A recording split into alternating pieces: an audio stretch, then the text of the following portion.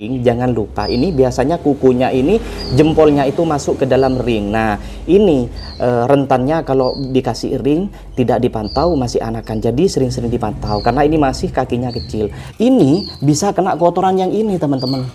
Nah, bisa kena kotoran yang ini. Assalamualaikum warahmatullahi wabarakatuh. Ma'asyiral muslimin wa zumratal mu'minin rahimakumullah. Berjumpa lagi di channel tentang peliharaan hewan teman-teman, terutama burung. Ini waktunya kapan? Ketika ingin dipindahkan ke sangkar, ke dalam sangkar. Kalau yang kemarin-kemarinnya teman-teman yang mengikuti video ini dari lolohan ini sudah bisa terbang teman-teman, sudah bisa nangkring. Untuk yang senior yang sudah lebih dulu pelihara cendet, izin pamit, ini bukan untuk bermaksud menggurui teman-teman. Yang sudah tahu, yang sudah paham bisa skip video ini. Ini hanya untuk teman-teman pemula yang ingin pelihara cendet dari lolohan. Dan untuk teman-teman, saya tetap memperingatkan, kalau ingin anakan cendet, burung cendet ini tidak punah, tetap lestari, ekosistem tetap terjaga, teman-teman jangan beli yang pikatan, jangan beli yang tangkapan hutan. Belilah yang dari lolohan seperti ini agar supaya indukannya tetap lestari, tetap bisa menghasilkan anakan. Kalau misalkan diambil induknya, terus induknya lagi meloloh, lagi ada anakannya di pohon, terus diambil, yang di pohon mati, lama-lama akan punah teman-teman.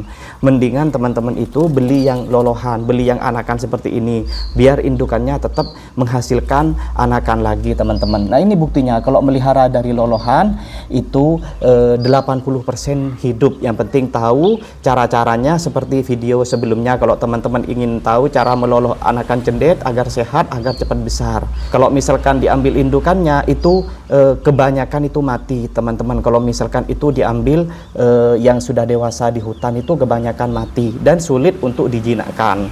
Dan seperti di judul teman-teman, kapan burung cendet ini bisa pindah sangkar, kapan waktunya sudah bisa masuk ke dalam sangkar. Nah, seperti ini teman-teman, kalau burung cendet sudah bisa lompat, bisa nangkring di sarangnya seperti ini teman-teman, teman-teman sudah harus menyiapkan sangkarnya. Tidak harus bagus kalau masih anakan, masih lolohan seperti ini teman-teman. Yang penting itu bisa nangkring di dalam sangkar. Nah, kalau saya pakai sangkar bulat dulu yang diameter 33, yang penting itu bisa menampung anakan ini. Dan tangkringannya jangan terlalu besar teman-teman, yang tanggung, karena kalau anakan cendet ini kakinya masih kecil teman-teman. Kenapa burung cendet meskipun ini 4 ekor, sangkarnya harus 1 teman-teman? Biar ini memudahkan teman-teman merawat cendet yang masih belum mandiri, yang masih belum makan sendiri. Kalau misalkan teman-teman itu punya lolohan cendet 3-4 ekor seperti ini, terus langsung dimasukkan ke dalam sangkar 4, teman-teman akan kewalahan. Karena kenapa? Percuma. Anakan cendet ini masih diloloh. Kalau misalkan itu 4 sangkar teman-teman itu harus mengeluarkan tiap harinya 4 sangkar. Apalagi teman-teman burungnya bukan hanya 4, ada 10, tambah kewalahan teman-teman. Nah, kalau misalkan masih anakan seperti ini, masih lolohan seperti ini, mudah dalam perawatan teman-teman, mudah dalam memberikan pakan, masih ngeloloh. Karena ini burung masih for basah teman-teman, belum for kering. Nah, ini contohnya teman-teman. Kalau misalkan teman-teman itu tepat waktu dalam memasukkan burung ke dalam sangkar, waktunya sudah ada di dalam sangkar, bukan di sarang lagi. Kalau teman-teman mengikuti video ini sarang yang kemarin teman-teman, ini sarang yang memang dari petani, memang dari pohon, memang dari indukannya teman-teman. Nah, ini teman-teman, kalau misalkan itu belum waktunya teman-teman, belum waktunya nangkring terus ditaruh di dalam sangkar, maka kebanyakan burungnya itu teman-teman ada di bawah. Nah, yang ada di bawah itu kena kotorannya yang ada di atas. Misalkan ini tiga-tiganya sudah bisa nangkring, terus yang satu tidak bisa nangkring. Contohnya seperti ini teman-teman, ini bisa kena kotoran yang ini teman-teman. Nah, bisa kena kotoran yang ini. Karena kenapa? Tidak nangkring semua. Nah, kalau ini sudah bisa nangkring semua teman-teman. Begitupun sebaliknya teman-teman, kalau misalkan terlambat ditaruh di dalam sangkar, sudah nangkring, sudah bisa lompat, tapi belum juga ditaruh di dalam sangkar. bisa-bisa nanti ketika lompat tidak ada teman-teman di rumah, dimakan kucing, disambar kucing, ataupun bisa terbang teman-teman dan kabur. Nah, kalau saya itu selalu dipantau ketika ngeloloh seperti ini teman-teman. Jadi tidak terlambat dan juga tidak terlalu cepat. Kalau terlalu cepat seperti barusan, ketika itu ditaruh di dalam sangkar, dipaksakan ada di bawah dan ada yang di atas. Yang di atas mengeluarkan kotoran jatuh pada burung yang ada di bawah. Otomatis nanti bakteri burungnya yang ada di bawah teman-teman yang kena kotoran yang di atas itu bakalan tidak sehat, terinfeksi penyakit teman-teman. Nah, ini teman-teman yang wajib teman-teman ketahui kalau ingin cepat mandiri juga. Ini saya menyediakan dua, ada yang kanan yang kiri. Ketika ini saya taruh di dalam sangkar, meski ini belum makan sendiri, saya ngelolohnya dari luar biar cepat mandiri.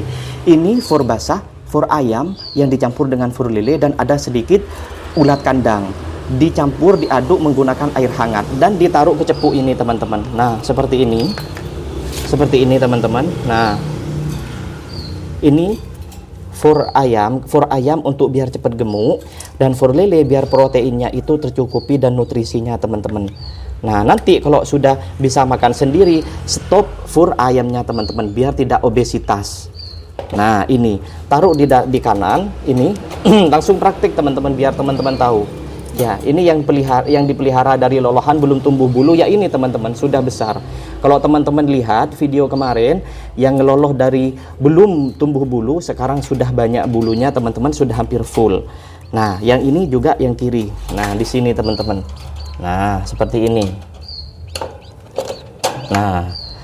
Nah, nanti ketika ngelolohnya, ajarin dari luar teman-teman, ajarin dari luar. Nah, seperti ini teman-teman. Nah, nanti kalau terus-terusan ini makan, kalau ngelihat tangan yang menusuk ke dalam cepu ini, otomatis nanti ketika lapar, kalau sudah peka cendet ini, lolohan cendet ini, maka akan makan sendiri teman-teman nih. Nah, seperti ini, mungkin kenyang ini teman-teman. Dan sering dipantau teman-teman ketika masih anakan yang dikasih ring, jangan lupa ini biasanya kukunya ini, jempolnya itu masuk ke dalam ring. Nah, ini rentannya kalau dikasih ring tidak dipantau masih anakan, jadi sering-sering dipantau karena ini masih kakinya kecil. Nanti kalau kakinya sudah besar teman-teman, ini gak kira masuk jempolnya teman-teman, karena ini kakinya masih kecil jadi masuk. Nah, ini harus sering-sering dipantau, dan ini tidak bisa sendirian. Kalau memperbaiki kaki yang jempolnya yang masuk dalam ring, harus ada yang bantu. Ntar lagi teman-teman, tapi ini masih tutorial, jadi harus saya menyelesaikan video ini. Ntar lagi bisa diperbaiki kakinya ini teman-teman. Nah, jadi diusahakan teman-teman itu kalau pelihara cendet itu harus tahu dulu ilmu-ilmunya, apalagi yang dari lolohan teman-teman. Kalau dari lolohan itu lebih spesifik lagi tata caranya, tutorialnya teman-teman biar tidak mati. Karena saya udah sering melihara cendet, melihara 5 ekor mati 1. Nah, ini pelihara 4, alhamdulillah hidup semua teman-teman. Cukup video kali ini, semoga bermanfaat, semoga mengedukasi. Kalau memang bermanfaat, teman-teman membantu ini videonya, jangan lupa like, komen, dan subscribe teman-teman. Ketemu lagi di video-video selanjutnya teman-teman. Jangan lupa pantengin terus channel ini, dukung terus channel ini agar supaya terus memberikan manfaat pada teman-teman di rumah. Masyarul muslimin wa zumratal mu'minin rahimakumullah. Assalamualaikum warahmatullahi wabarakatuh.